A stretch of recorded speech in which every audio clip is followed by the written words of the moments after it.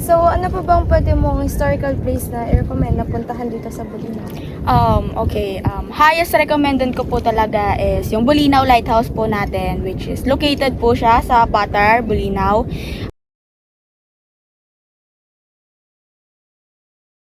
So, ma'am, ang Bulinaw po ay kilala dahil po sa kanilang malinis na tubig at sa malinaw na fresh water at sa masasarap po na pagkain. Ma'am, pwede po ba kitang matanong kung saang pong language kayo komportable para po mas maintindihan niyo po ako at mas maintindihan niyo po yung mga bagay na ipinapaliwanag ko po sa inyo.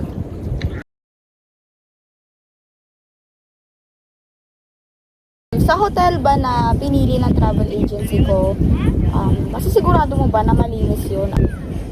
Yes po ma'am, malinis po ang napiling lugar ng travel agency natin at masisigurado ko po sa inyo na komportable po kayo at ma-relax po kayo doon.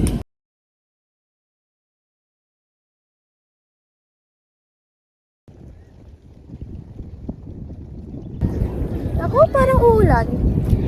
Oo nga po ma'am, medyo madilim po ang langit.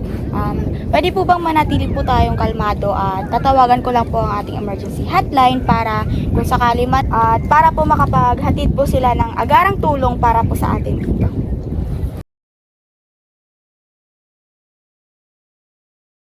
So, tignan nyo naman po yung paligid po natin. Meron po tayong white sand. Meron din po tayong puno na panglinis po ng hangin. At masarap po ang simoy ng hangin dito sa atin. At meron din po tayong malinis na karagatan.